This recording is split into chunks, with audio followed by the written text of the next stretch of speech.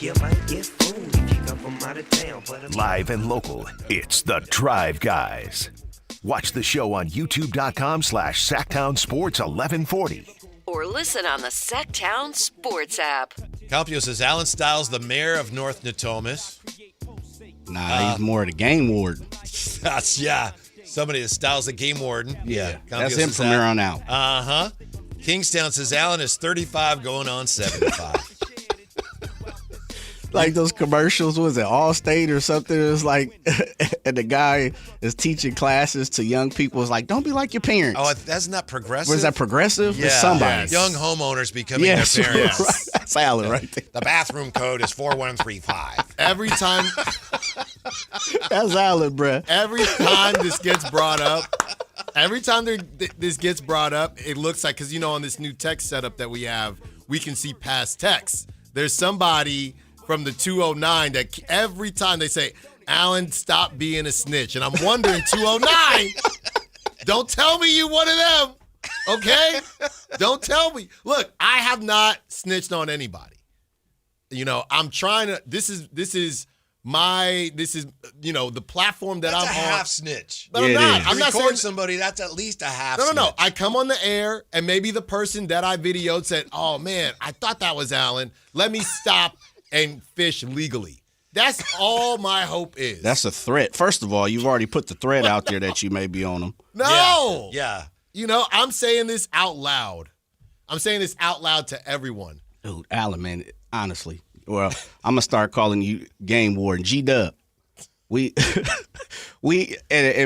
to pull back the curtain, I said, dude, you don't know the necessity that they had to be fishing. You don't know if they were hungry, if they were homeless. You don't know the situation. I don't know that, Jay, but Truth. They did have a very expensive-looking Rod. motorized scooter. Like, I don't even got one of them bad boys. Kingstown says Allen has the Murder, She Wrote box set.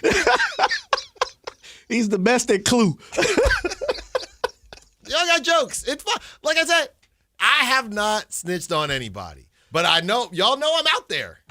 Hey. So are you going to snitch on this guy when we play wiffle ball with the mayor? Right. I'm not going Or to not? snitch on them. Okay.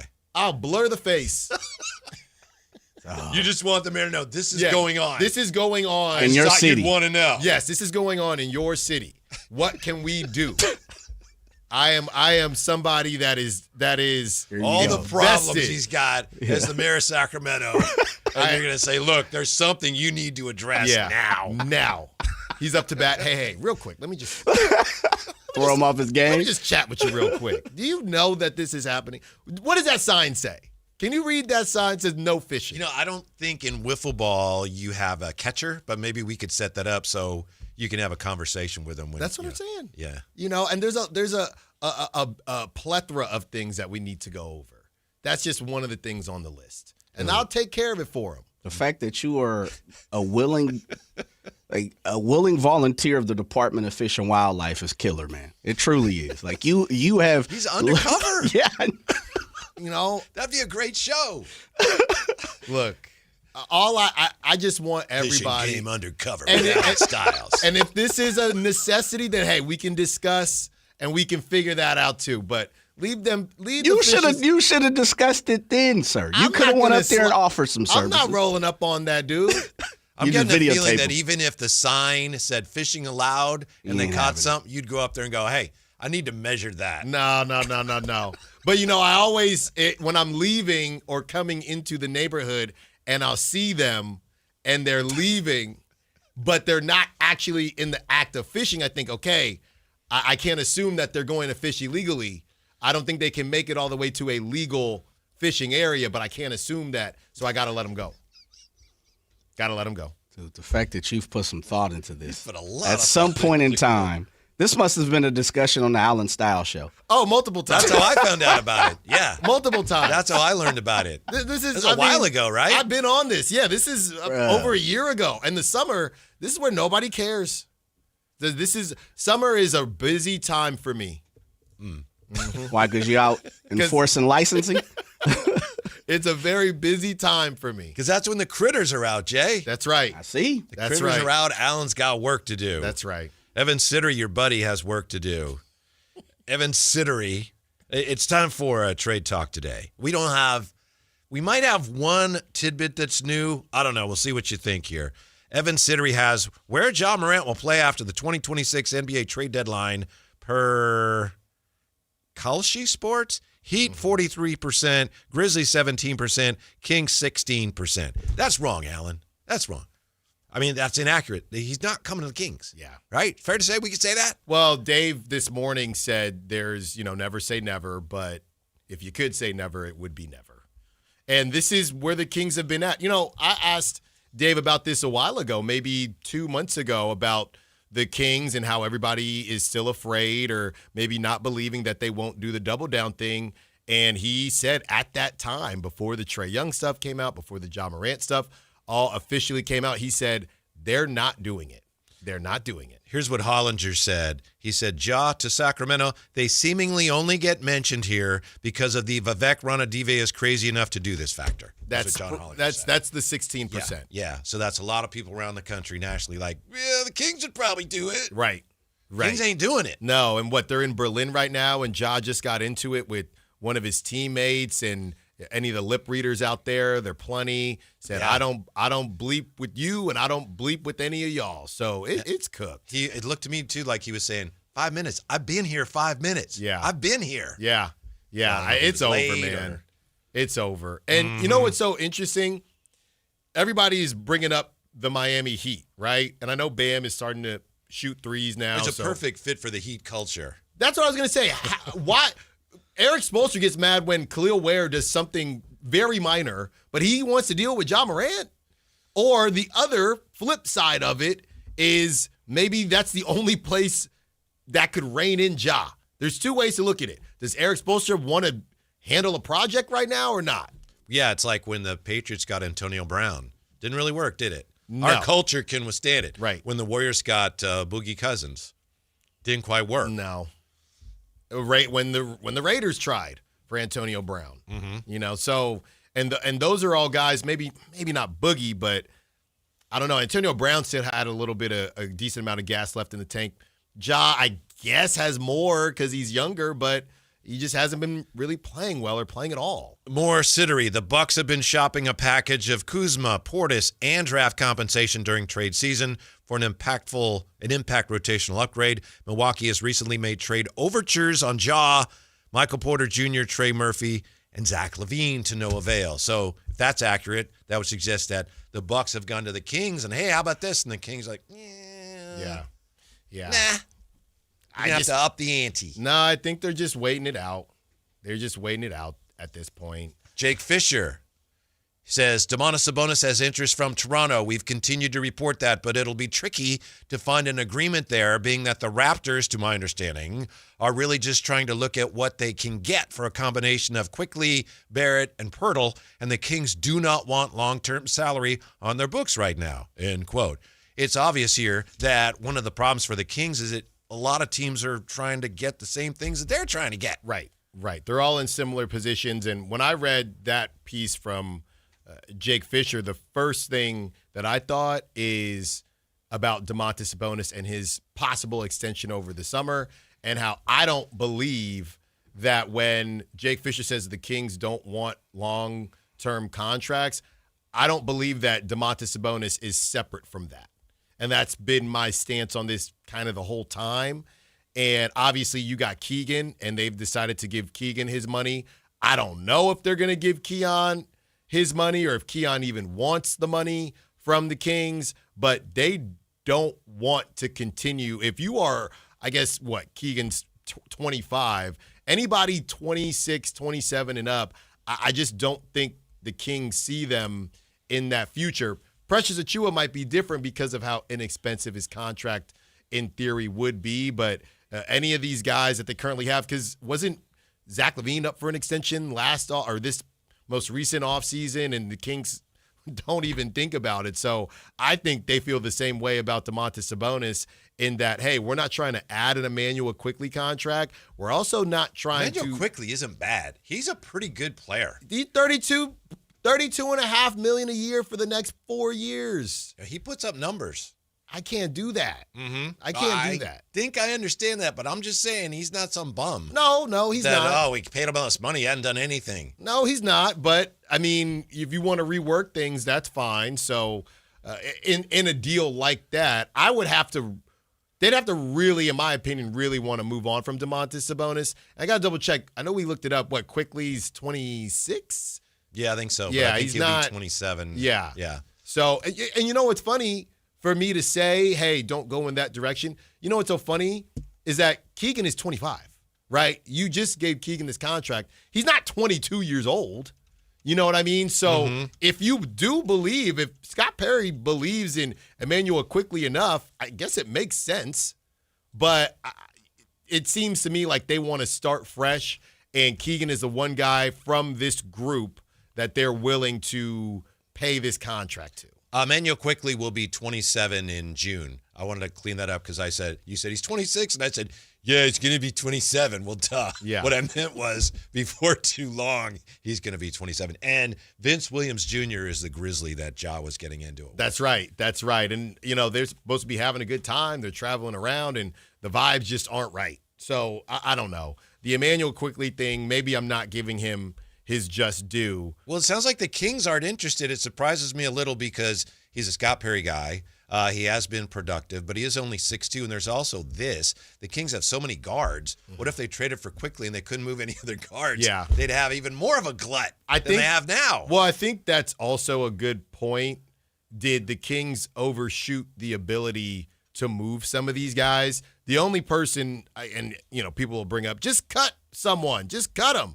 But the only person they can really do that with and not blink twice is Russell Westbrook. It's not just easy to you can't go around just waiving players and cutting players that are on legitimate contracts. That's your money that you're on the hook for. So outside of Russell Westbrook, everybody else, you do have to find a trade partner. And I wonder if they would have done the 2-point guard thing if they knew it was going to be this hard to move any of these guys. I know that the Kings have pointed out correctly that Russell Westbrook plays hard and the young players are learning from him and learning how to be professional. We see that, and he's also been productive.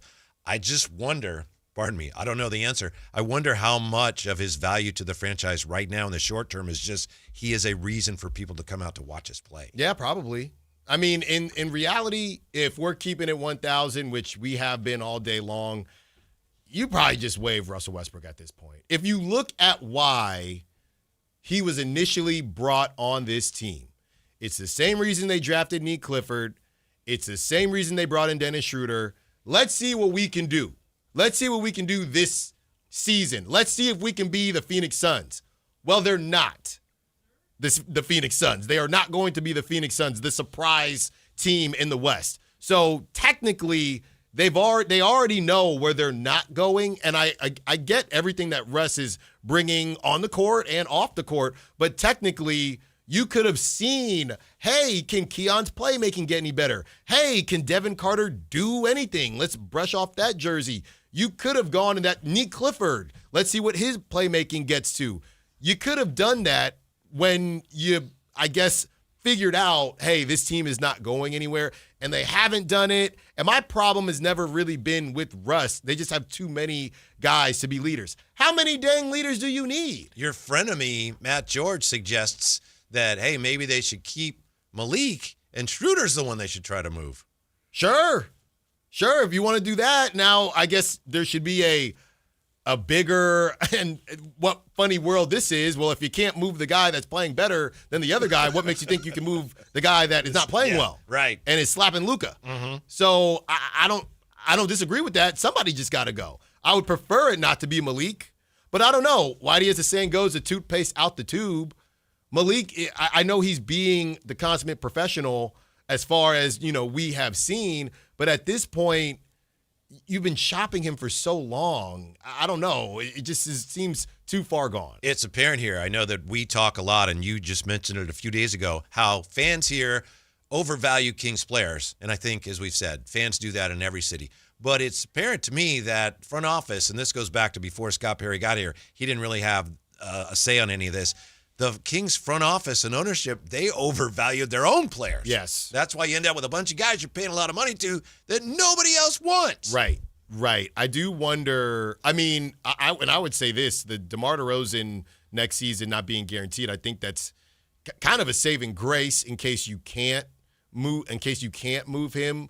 But that was a guy that I think they have a bunch of guys that they thought if this doesn't work out, we can clear the deck, and it just hasn't been that simple. And the market matters, and supply and demand, all that matters. And there's too many teams, like you said, Whitey, in similar situations to the Kings. That's really startling when you recognize so-and-so team wants this and this and this. It's like, ooh, that's what the Kings want. Yeah. If a bunch of people want the same thing, it's going to be hard for them to get it. This may be a new tidbit. And again, it comes from, I'm on a real Evan Sittery kick today. He says, oh, my goodness, the Hornets are active in the market to find an impact starting center for their young core. He also says 2 targets to monitor are Nick Claxton and Montes, as my grandson calls him, Domantas Sabonis. Do we have a match with the Charlotte Hornets? All these teams now, especially in the East, are trying to decide, hey, can we start getting some playoff revenue in here? We're probably not going to win the whole thing, but can we stop with the tanking, stop with the stinking, and see if we can move on here?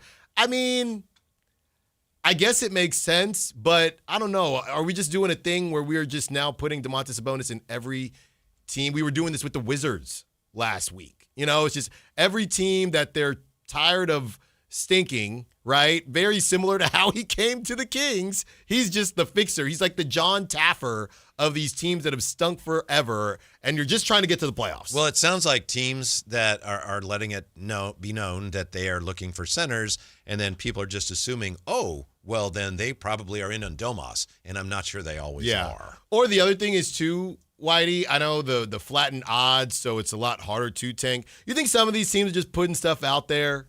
Like, am I fully convinced that the Jazz are done? Hey, after this year, we're just not going to tank anymore? And I know the Wizards did trade for Trae Young, but are some of these teams just putting this stuff out here so it doesn't look like they're just tanking, or so their fan base thinks, hey, we're trying something? See, that's a tough one because, as a big Giants guy, that blows up in your face when it's, so many times in a row, like for 3 or 4 players, we're in on those guys and you don't get them. Right. That's, like Daffy Duck. But we're not there. That's a dangerous game. We're not there yet, though. This is the Jazz saying, hey, I know we've stunk for a while and we got fined because we were, sitting guys that weren't actually injured. We're actually going to be done. Our plan is to be done tanking. Didn't they say they were going to be done before this year, though? Didn't they say because Danny Ainge was out and his son was in? I think this was it. This is supposed to be it. Yeah. This is supposed to be it. Uh-huh. Adam, leave us alone. We're trying to win. 14-25. Yeah, we're trying to win now. Mm-hmm. And now, hey, the Hornets, hey, we've been a mess, but, hey, we're trying to win. Mm-hmm. We're on some names. Yeah. Obviously, Scott Perry has to do what's prudent and opportunistic, but as Kings fans, are we not just at the end of our ropes here? It's like, we need something to happen. Yeah. We need somebody to go out, somebody to come in, give us something to work with. Let's spin the block back on the Westbrook thing. If they were to waive Westbrook tomorrow, as much as people want something to be done, and if Scott Perry said, hey, guys, I'm trying to make a trade, we can't really find any dance partners right now, so I'm going to waive Westbrook just to give us all a little bit more breathing room, do you think fans would say, okay, at least that's something, or is he in the camp now that, no, not him, right, with Malik Monk and everybody else? Like 55-45 or 60-40 fans would go, what? He's been one of the most interesting things about this season. I would be very happy if they did that because it would be something. Because I am truly in the camp of do something. But that's not really, you're not adding. I think when people say, in my opinion, when people say do something, I think they mean bring something in. Let's get some youth. So if you're just letting somebody go, but you're allowing. My guess is that fans would not be happy with that. They're playing him however many minutes a game. Waive him, and if you want all these people that have been in my mentions about no, Nick Clifford, he can be a star, he can be this, he can be that, then you get opportunities like that. We don't have to worry about Keon playing 5 minutes, even though he's not a point guard right now, but you're not going to become a point guard if you never get the opportunity. You may be right, Alan. Ken Holm here in the YouTube chat says, trade Westbrook. He's a luxury. A rebuilding team doesn't need. Start Schroeder and Mock backs him up. Monk, I think that's what I say. Pneumatic G, removing guards is doing something with this log jam. Yeah. There's no need for him to be here, as respectfully as possible. That's just a fact.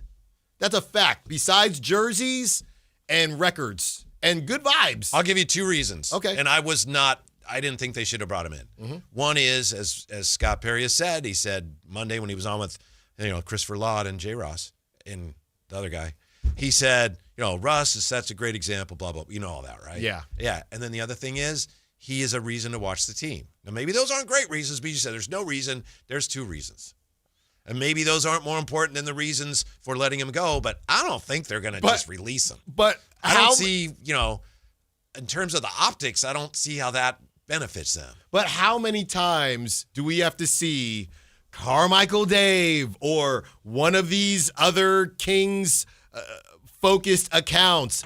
Oh my gosh, if I could get a team of, give me a starting lineup of Keon, Neek, and so, I'm watching 82 games, right? They say that after every opportunity. Some people do, but how many people say that, and how many people would actually do it if it came to that? That's not what I'm saying. Well, no, you're suggesting. That's what they're saying. But how many people say that? A lot, in my opinion.